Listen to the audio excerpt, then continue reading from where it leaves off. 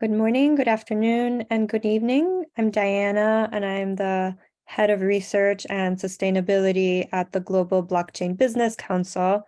It's a pleasure for me to welcome you all to the GBBC's Virtual Members Forum on completing the value chain, applications of blockchain technology for verification of carbon offsets with real-time atmospheric data. We are a bi-weekly webinar showcasing the innovative work of our members around the world. And today we're joined by David Grimes, Chief Climate Officer, Miles Austin, co-founder and CEO, and Maxx Dilley, advisor at Hyphen Global. And Hyphen Global tracks greenhouse gas concentrations, fluxes, and observations from global to regional sources. The Hyphen team today will examine how atmospheric measurements of greenhouse gas concentrations in a blockchain context can address current challenges with accuracy and timelines in greenhouse gas emissions reduction claims verifications, identifying how timely and transparent verification processes can contribute to fairer prices for carbon offsets, especially in artificially depressed markets where investor confidence may be low. And this is a really important sector, especially for the world today, as sustainability is becoming really front and center across sectors. And throughout this conversation, we will welcome your questions at any point. Please submit them in the Q&A tab at the bottom of your Zoom screen, and we'll take them after the presentation. We'll go on for 45 minutes, and then we'll have 15 minutes for Q&A. So thank you so much, David, Miles, and Max, for being here. And I'll hand it over to you for your presentation. Wonderful, thank you. Let me just pull this up. Let me know when you can see my screen and if everything looks okay. Wonderful. Well, I want to start off by thanking the GBBC for this wonderful opportunity. And with that being said, I'm just going to dive right in.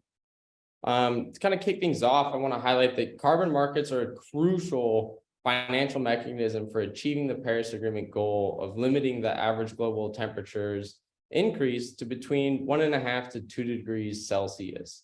However, the full potential is being constrained by the growing lack of trust and confidence in the value and perceived integrity of emissions reductions, removals, and avoidance offset claims. We've seen repeated scrutiny throughout numerous publications, most notably the Guardian, but it goes far beyond that, and I think everyone's quite aware of this problem today. It's been really highlighted throughout all this publicity that's negative, that there's ultimately a dire need for the improvement and verification of carbon credits and offsets. There's a disconnect between environmental claims and the reality of measured impacts. For enterprise and corporations, they're under extreme regulatory pressure to achieve net zero.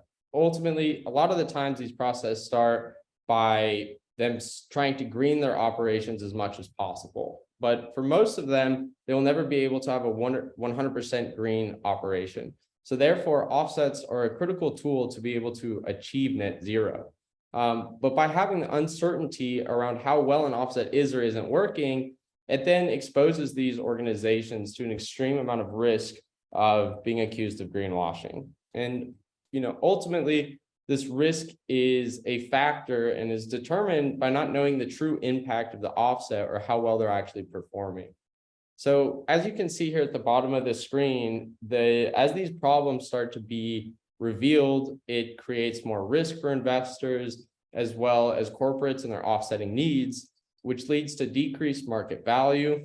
And that results in a reduction of demand and less investments flowing into the overall ecosystem.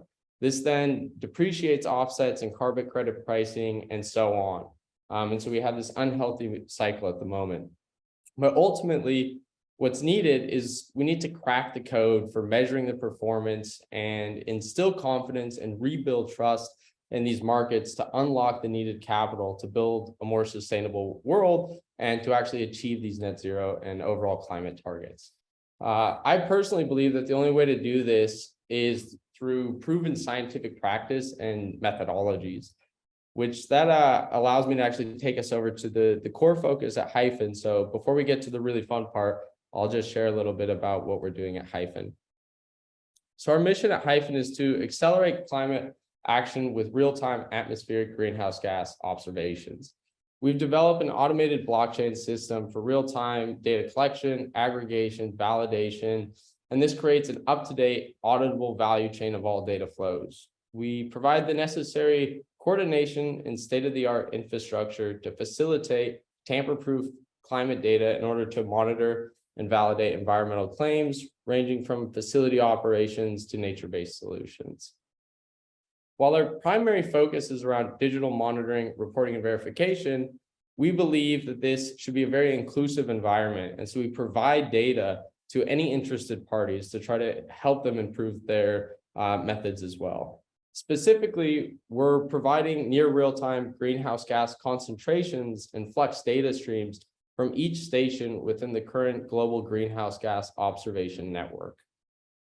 As our system is built on blockchain using a Chainlink Oracle network and really facilitated through smart contracts, I want to take a moment to highlight some of the benefits through that.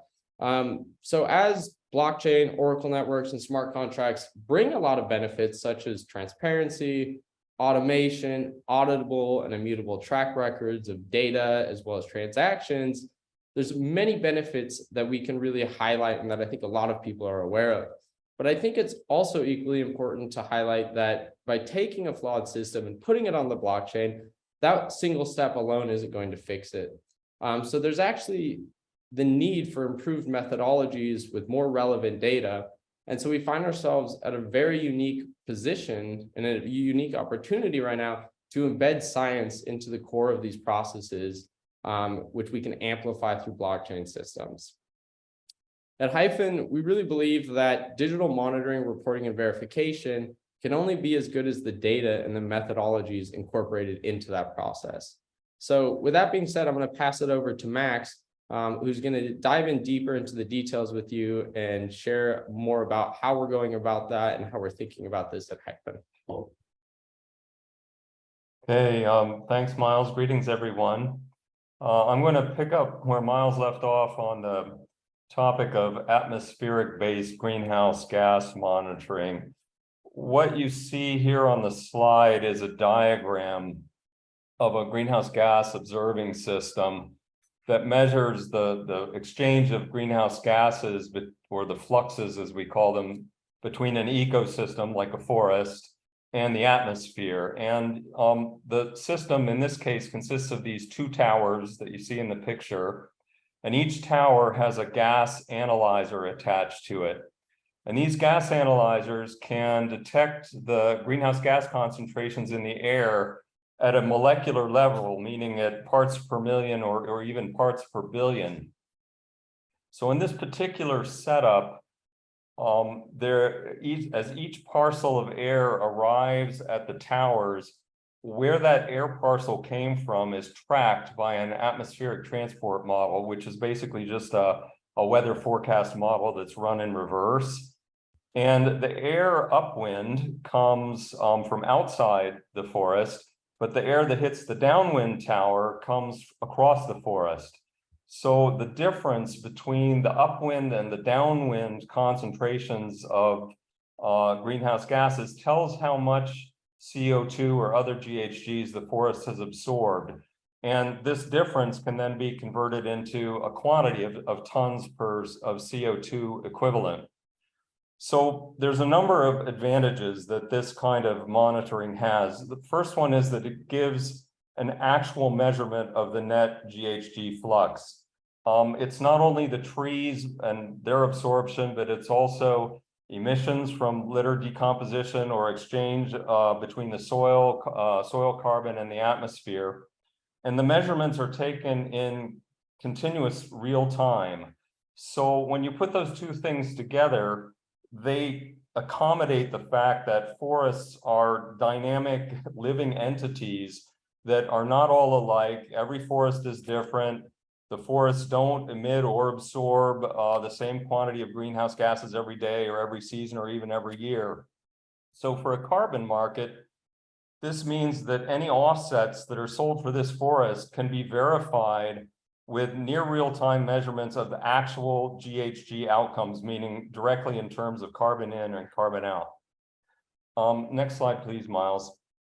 So I talked a bit about forests because nature-based sinks are so critical for GHG removals and biodiversity and many other things. But these atmospheric monitoring techniques can also be used for measuring emissions avoidance. So on the right-hand side here, we see a diagram of how a system could work for a landfill. Landfills, of course, being a major source of methane, which is, of course, one of the most potent greenhouse gases. So in this case, the technique is called trace gas dispersion. So you see in the upper left, that green circle there, that's the landfill. And then upwind from that, you release a trace gas, such as acetylene, from a gas bottle at a controlled rate. And then downwind, where you see the car, which has a gas analyzer again mounted on it, you take measurements, and the measurements are of the atmospheric concentrations, both of the acetylene, but also of the methane that the landfill is emitting. So since the acetylene and the methane mix in the atmosphere at the same rate, and you know how much acetylene you emitted because you emitted it at a controlled rate, you can take the ratio of the acetylene emissions to the concentrations and use that same ratio to calculate how much methane was emitted. So you end up with the same thing as what we got in the forest case, an actual measurement of a quantity of methane emissions. But in this case, if the landfill operator institutes some mitigation or abatement measures, they can not only show compliance with any regulations that might apply of how landfills are supposed to be operated, but they could also, again, trade the credits for avoided emissions in this case on the carbon market. Can I have the next slide, please, Miles? So all of these atmospheric monitoring methods, and I just covered two, but there are many more of them, are based on over 70 years of scientific research and practice. And this means that they are backed by a large body of peer-reviewed scientific literature. Since the last 10 years or so, really since the Paris Agreement was signed, this literature has begun to compare and contrast atmospheric measurements, like what I just described, with estimates that are calculated using the current state of the art. And the current state of the art is what the US National Academies of Sciences calls activity-based methods. So I'll come to what the difference is in a minute, but this slide just shows some of the results but for the three principal greenhouse gases at the national level across countries that account for 90% of the emissions for the three principal greenhouse gases, methane, nitrous oxide, and carbon dioxide. So from the slide, you can see that overall, for those countries, methane emissions are underreported in the national inventories compared with the atmospheric measurements, particularly for the oil and gas extracting countries. And the same is true for nitrous oxide. They're higher when measured in the atmosphere than what's reported in the national inventories for countries in the tropics. But interestingly, on the right, for carbon dioxide, more carbon dioxide is being absorbed over land surfaces than what is being estimated in the temperate countries outside the tropics. So these differences can go either way. Now, to explain why this is, I need to say a bit more about what activity-based methods are and how they work. So as you may know, as the name suggests, activity-based methods don't measure greenhouse gases directly, but they estimate them using emission factors for different activities. And so these methods and the emission factors themselves were first developed by the Intergovernmental Panel on Climate Change that published them back in 2006 for countries to use in their national UNFCCC reporting, which is what's been surveyed here in the slide. But since then, they've been expanded by an NGO consortium and published in something called the Greenhouse Gas Protocol, intended for use by the private sector. And what the comparisons, like the one on the slide here, reveals is that while these activity-based methods are pretty accurate when it comes to emissions from controlled processes like power generation or transportation or industry, they produce inconsistent results for other types of emission sinks and sources. And those other types include things like nature-based sinks, which we just looked at, methane releases from oil and gas, as we see here on the slide, but also agricultural and urban areas, which are very different from one to another, and also are characterized by multiple emission sources. And then our favorite, of course, landfills. And for those activity-based methods rather, don't calculate emissions at all. They just use national data on per capita consumption and waste generation as a proxy for the calculations. So these discrepancies add up at the national level, and this at least partially explains why the national activity-based estimates in the national inventories don't always match what you get when you measure it in the atmosphere. Could I have the next slide, please? So I'm just going to give one other example. This slide summarizes an analysis of 50 studies over 20 years on oil and gas methane emissions. So on the left, you see that the activity-based methods underestimate actual measured emissions in 80% of the cases studied, and only overestimate them in 20%. And on the right, you see that on average, the atmospheric measurements are 1.5 times higher than the activity-based estimates, which really suggests that about a third of oil and gas methane emissions are going unaccounted for, even in cases where the emitting entities are making a good faith effort to try to estimate what they are. And that's because a lot of these methane emissions are fugitive and they're leaks basically, and people don't know where they're coming from. So here's a key point. Virtually all carbon market transactions right now, including trades and emissions verification, are founded on these activity-based estimates. So what the discrepancies that we're seeing here and that I've just shown indicate is that for some of the most important emitting activities and entities, like oil and gas, like cities, like agriculture, and as well as for nature-based sinks, the data that's being used to verify GHG offsets for trading purposes are highly uncertain. Next slide, please. So this slide summarizes what some of the differences are between these two types of methods, the state-of-the-art on the left and the atmospheric-based on the right. And I'll just run it down from top to bottom. So activity-based gives you calculations, atmospheric-based gives you measurements.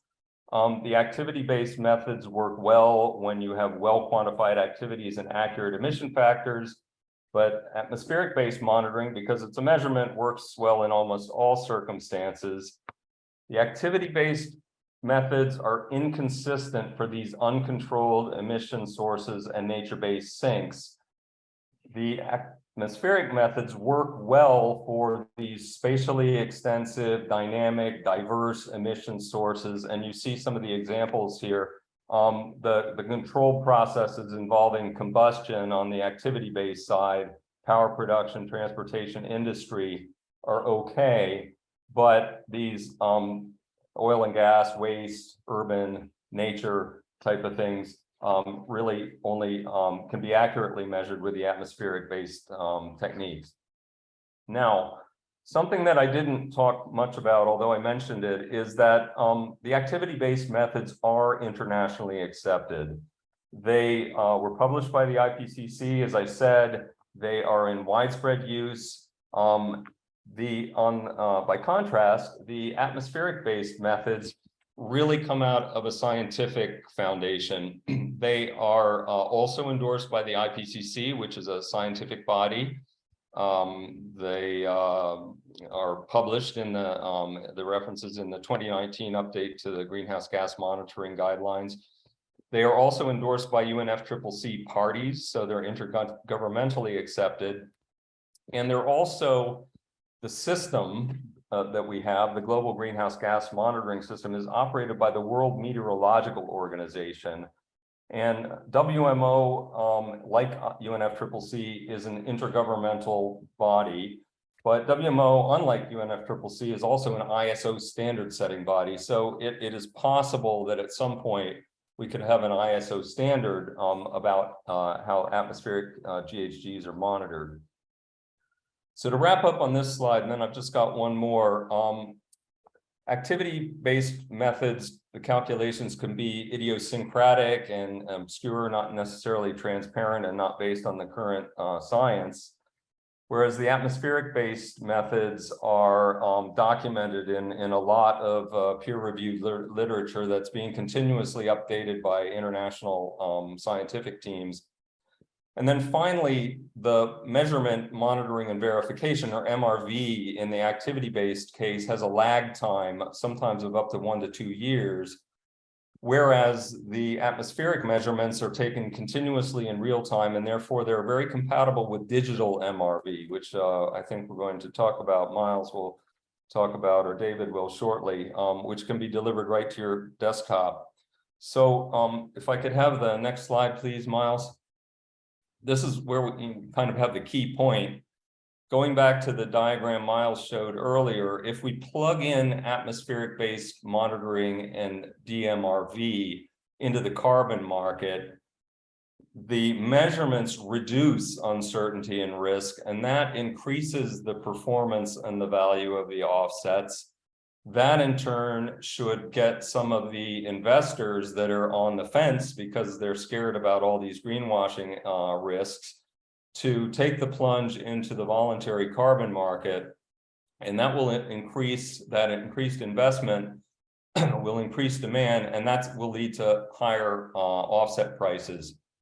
And those higher offset prices would be more than enough to cover the costs of these atmospheric-based systems that I showed. Final slide. So let me just show you what I mean by that, and I'm going to conclude on this one. If you have a healthy, mature forest, that forest should absorb between 4.5 and 40 tons of carbon per year. So if you had 125,000 acres, I'm going to take a mid-range value of about 20 tons per year. That would be 2.5 million tons of carbon taken out of the atmosphere per year by that forest. And at a good price for nature-based offsets on the market today, the voluntary market of $4.50 a credit, that would be worth about 11.25 million. But let's just say that because of this more accurate verification method delivered in a DMRV blockchain type of context, we could get a higher price, maybe not 85 to 100 euros per ton like what you can get in Europe on the climate, on the compliance market, but let's say $10 a ton or $12 a ton, then you get a big value added, and instead of 11.25 million, that forest could be worth 30 million per year. And that is more than enough to pay for the costs of setting up the observing system. So on that example, I'm going to stop and turn it over to David to explain why we think that this atmospheric-based monitoring and DMRV could have a transformative impact on the voluntary carbon market.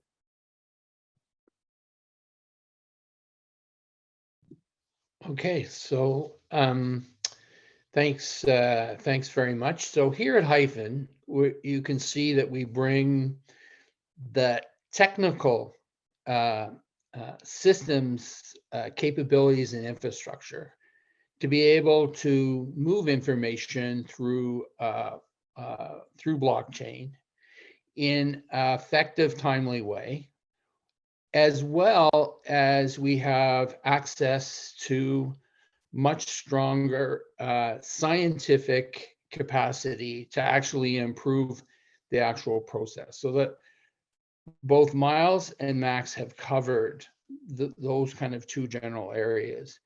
And what we actually see then is how information that can kind of flow through that system actually can better support decision making by investors. So ideally, if you defined a project, and Max gave an example, so if you purchased, let's say 125, a contract with a landowner that had 125,000 hectares or acres of forest, we just stick with that example.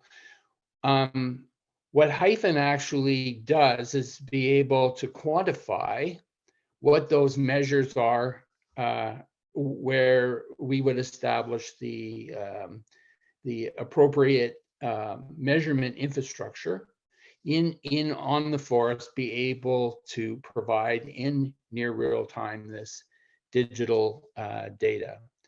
And if you understand how it actually works through the transaction and issue or transaction of an offset, a buyer who wants to purchase that offset from the landowner. The landowner sets up there's a set of conditions, will maintain the forest, keep it pristine, may not harvest the wood. All of those types of factors then get quantified into what we would call a contract. And so the blockchain infrastructure actually permits us to be able to quantify both the agreement through a smart contract and be able to digitally automate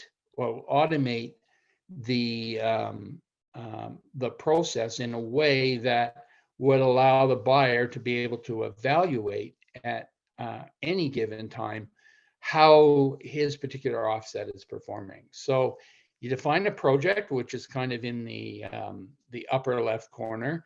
You see how that then flows through the infrastructure. When a credit gets issued, that goes through a third party, such as Gold Standard or Vera, in nature-based solutions at least. And so this DMRV is digital monitoring, reporting, and verification, provides the confidence to Gold Standard, as an example, to be able to issue that particular credit.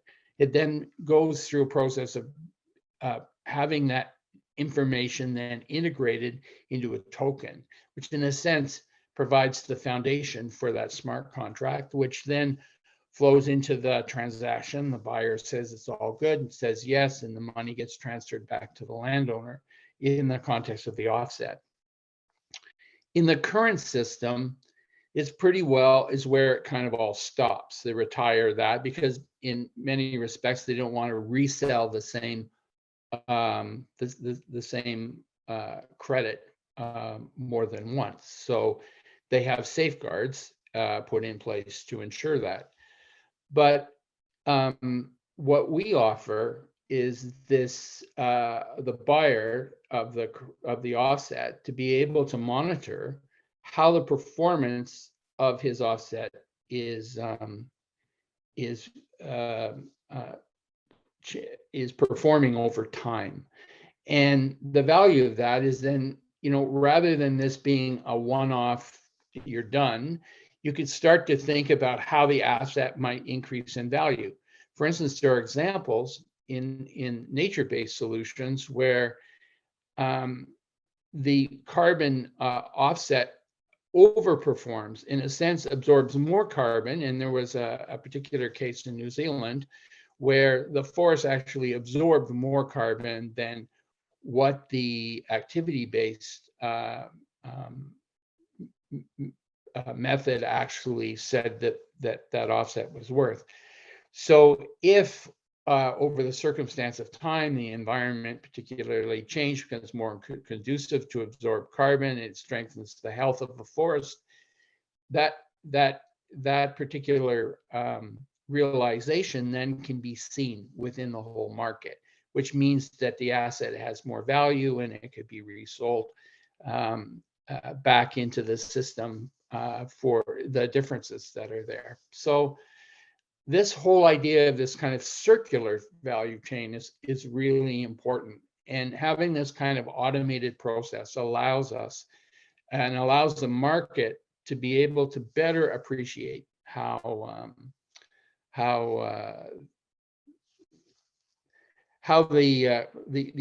these offsets are performing, and then if there are any disruptors in the system, they're known right away. An example: if you had a forest fire, you may not necessarily appreciate that as if you're the buyer of the credit that you've had a forest fire and you've lost that kind of benefit. Having a real-time automated system allows us to be able to show where you have disruptors in that process, and it allows for some kind of interaction or intervention by the buyer. So it's completely evolving how this market would perform over time. But what's critical for that is, next slide, is that we need to put in the observing infrastructure in a way that measures at that kind of granular scale. And we don't necessarily have all of that infrastructure in place. We have a more globally distributed system, but as new satellites come in place, and as we put in this kind of infrastructure that Max articulated in his part of the presentation, you're going to get access to this kind of robust, accessible, near real-time greenhouse gas data that will build market trust and promote this kind of truer price. So in depressed markets where investor confidence is low, having real-time measured data then allows for let's say increased trust in how that process works. It's atmospheric-based measurements certainly have the potential to improve this kind of verification of offsets, particularly for nature-based sinks, but also for those areas such as in waste management, where there's almost no, it's completely estimated. It doesn't necessarily have the fundamentals of what's going on in a particular waste management process. So corporations, we think that financial institutions, investors who get access to this kind of near real-time, tamper-proof and transparent scientific greenhouse gas data, it's going to increase the kind of corporate accountability, give them a stronger citizenship perspective to both their shareholders and those stakeholders that are maybe consumers of what these corporations provide. And I think it provides that credible defense against the allegations of greenwashing. It also allows for the feedback.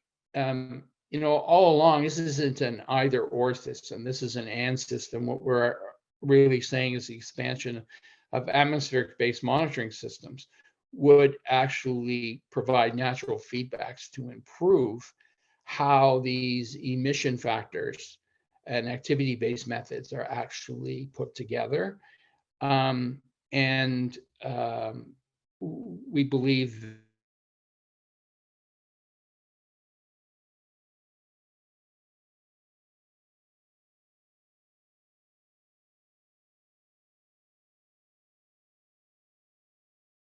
Well, it's David there, but maybe the rest of it. Are you still live, Miles?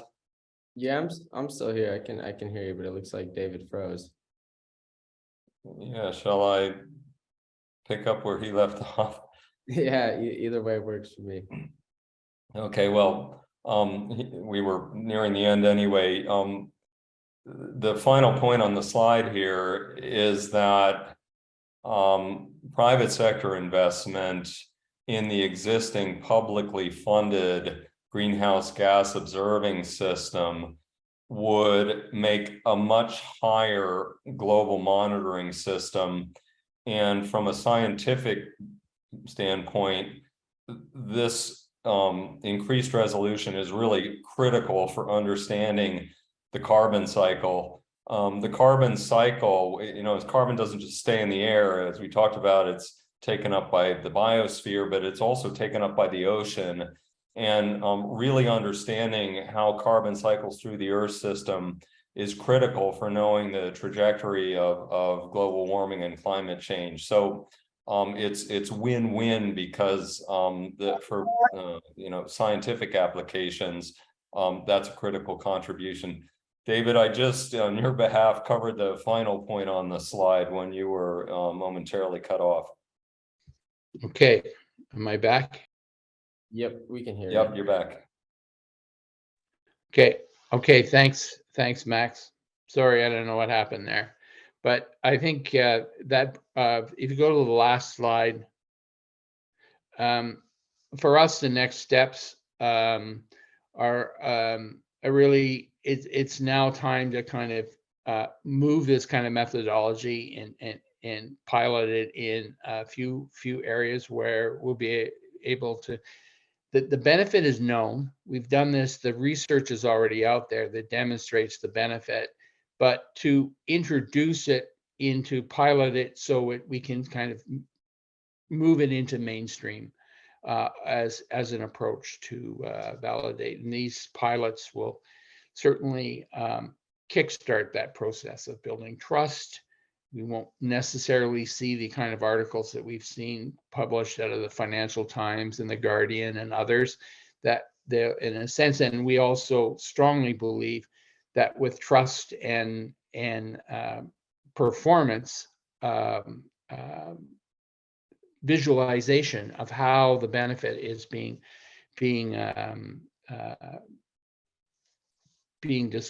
described, we would be able to restore that kind of confidence, lead to truer prices for carbon markets. So thank you very much. And I guess we're at the stage where we take some questions.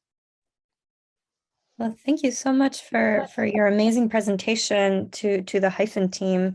We really are grateful for your time and for you sharing all your insights, really as a pioneering organization that's working on really meaningful innovations. Again, I'm Diana. I'm head of research and sustainability with GBBC, and I'm going to take questions now.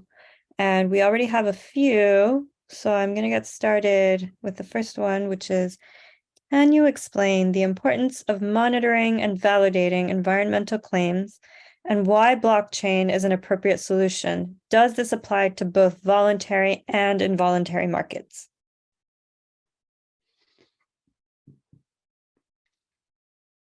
Well, Max, maybe you should start.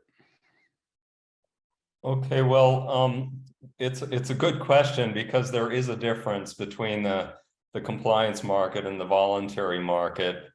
The compliance markets, as the name suggests, are highly regulated. And there are really three major ones right now. The one is in Europe, one is in California in the US, and one is in China. And then there are a few other smaller ones. So they have in Europe considerably higher prices for offsets or credits is really the precise term in a compliance market. But the regulation process artificially constrains supply and demand because certain industries have to they get an allowance and therefore they have a certain amount of emissions that they can emit, and then other entities, if they can stay under that limit, they can sell them. So it's artificially constrained. Whereas the voluntary market is, as the name suggests, is just voluntary. So if an entity that either is or is not regulated wants to buy credits, offsets is the right term in that case, it can, but the price is much lower because the supply in relation to demand is not as high as it is in the compliance case. So in both markets, though, going to the other part of the question, the validation is crucial but it's more crucial in the voluntary case, because it's the voluntary market that's getting all this negative press that Miles showed earlier. And yet the voluntary market is really crucial for Paris Agreement type of purposes, because it's so much potentially bigger than what the compliance markets currently are. So the validation is crucial in both cases, but regulation is covering to a certain extent that part of it in the compliance markets, whereas in the voluntary markets, it's kind of a wild west. And this is where the verification part and the uncertainties around that it really hurts the prices. And the blockchain part of it is really, as people in the GBBC community would know, the blockchain part of it really delivers this information in a tamper-proof, transparent way. But as Miles said, it matters what the information is too. And so that's why we're highlighting that the atmospheric measurements give you a quality figure that you can then transmit through your blockchain. Yes, you really need quality data, and then it's immutable on the blockchain. Moving forward, how can an enterprise use Hyphen's infrastructure to track environmental claims? Miles, you want to take that one? Yeah, I guess it's a little bit of a broad question, but ultimately it comes down to, at Hyphen, we really offer two services. One's more focused on this atmospheric-based digital monitoring, reporting, and verification, which is really the main focus of today's presentation.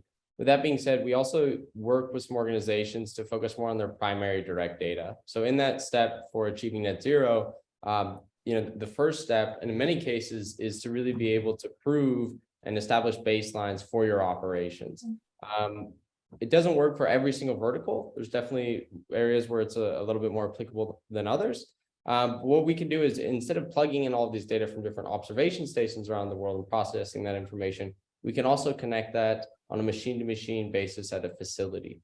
So this way, if you're a large corporation or enterprise that has multiple facilities, you can now establish baselines and collect all of your primary direct data, which doesn't cover all of the scope of emissions, not 1, 2, and 3, but usually falls within scope 1 emissions, so that you know the actual impact of each facility and can see that in real time, which then allows you to overall really establish how green your operations are, which gives you more insight into knowing how much you actually need to offset to reach net zero. Yeah, what about regulations? Or sorry, someone was gonna jump in? Yeah, I was just going to add that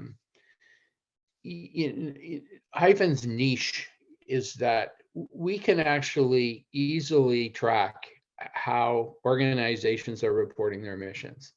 So we plug in, can get access to all of how they use activity-based as a method of articulating what their emission factors are. But with access to data, real data, concentration data, even at global scale, satellite data, etc., allows us to do this kind of intercomparison where we would know, looking that something specifically, if you looked at accumulation of, say, an oil and gas operation over a particular area, you could see they're reporting this, but it doesn't appear with the data that we get access to that they coincide. So in answering that question, we have the capability of doing both. And by establishing a more method, let's say this kind of atmospheric-based measurement allows the organization itself to improve its way of reporting. So most companies aren't greenwashing, let's say, on purpose, right? It's not something that they've intended. It's because they lack the basic information that actually will report, in a responsible way, or they have some leakage or fugitive gases in their oil and gas pipeline, for instance, that they're not aware of. So these things are all helpful in being able to improve this method of environmental performance. You need the right insight in order to really know what you're measuring and managing. And that actually leads me to the question I was going to ask on evolving regulations, which obviously touch upon reporting as part of it. How does Hyphen stay up to date and with respect to organizations trying to keep up with evolving regulations?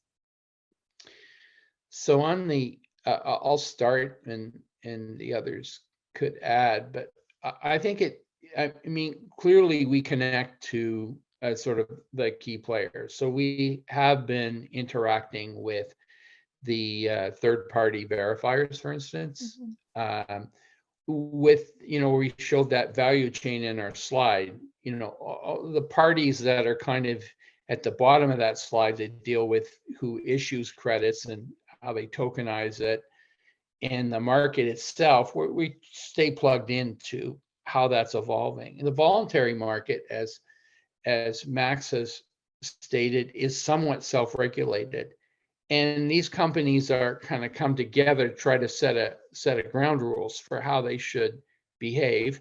And we try to link into that by encouraging them to think about going beyond just an activity-based approach, but to look at better ways of actually verifying what's going on. So we're connecting with the community through that kind of value chain that we showed on our Yeah. slide. I don't know if Maxx or Yeah, Miles. I just would add that,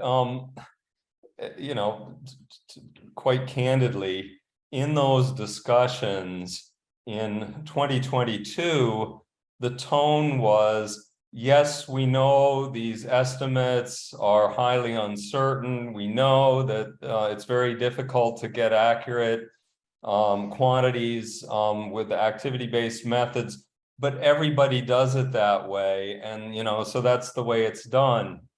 It was really when that Guardian article came out in January that kind of all of the sudden the media, I guess it's supposed to do, really kind of broke open what was a more of an internal discussion and said, look, this is what's really happening here. And now there's just been a whole series of these sort of exposés about offsets being worthless and greenwashing and so on. And so it's not regulation, in the sense of how a compliance market works, but companies, don't want to be caught out on these kinds of things, as David said. I mean, they're a lot of investors are hanging back precisely because of these types of risks. So it's a self-regulating system in a way, even though it's not, necessarily government regulation in the classical sense. Right, because the last thing you would want would be to get in trouble. Yeah. Well, also in trouble from the point of view of most of these corporations, are providing value to somebody. And Exactly. not just their own shareholders. That's a Mhm. critical interface for them, but whoever is kind of consuming the worth that these organizations are providing, those two, they want to indicate to them that they're doing a responsible thing. This is all kind of part of how a corporation's image, its branding works. So Mhm. you want to, that's why I said at the beginning, I'm not sure anyone's knowingly just kind of greenwashing. I think they just get all on the same train. Says they should buy up a bunch of forests because forests absorb carbon. Mhm. But we know that forests don't all absorb based on the science research that's out there. They don't all absorb carbon in the same ways. In some cases, they emit carbon, and we're not in. And so this context of, say, the best way to reach net zero is to go out and buy a bunch of forests. If just illustration, they could buy other things, but if they buy a bunch of forests and say, okay, so we're good. So now we can offset where we actually are increasing our GHG footprint, Mhm. offset because we bought all of these forests, which are going to be kept in perpetuity. While climate change, the warming of the environment actually might change the behavior. It's a major focus of study in the Amazon right now, because how the Amazon behaved, let's say 20 years ago compared to how it's behaving today and how it might behave 20 years from now could be quite different. And the best way of ensuring your integrity and your supporting your brand is being able to have measured outcomes that can tell them that they're doing, the responsible thing, demonstrate. So I think it's not a question of will. I think it's just how we get this into place in a way that allows for these organizations to have kind of responsible reporting. Yeah. Moving forward, to what extent are your methods of DMRV infrastructure and atmospheric monitoring in particular already accepted by voluntary carbon market standards for verifying and issuing carbon credits? And if they're not accepted yet, what is the path forward? So maybe I'll start. So the way the third parties verifiers work that issue the credits, they follow not exactly an ISO certified method, but they're trying to set a standard of practice. So every time you introduce a new way of doing something, you have to get a methodology adopted and accepted. So that we haven't got that far, but what we have is opened the door for that. So if we can demonstrate through a set of pilots that this is a better way of introducing this, we have the support from these third parties to run the methodology through, and then they go through sort of a peer review process.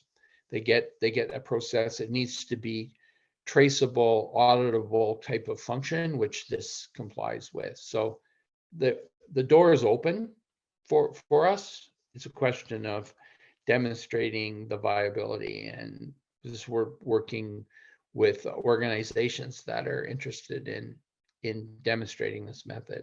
I don't know, Miles, Max, you want to add anything? No, it's just to reinforce what you said, David, that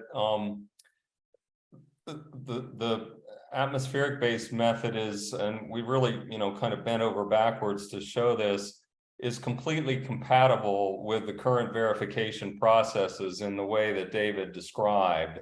So if a landowner in the forest case, which that's what we've been mostly talking about, and a buyer came together and said, okay, we'll make a contract and we'll use an atmospheric based method for verification, that would be fed into gold standard or Vera, and as David said, it would be peer reviewed and so on, and then it would be certified that everybody had done what they said they were going to do, that the towers were there and that the measurements were done correctly and so on.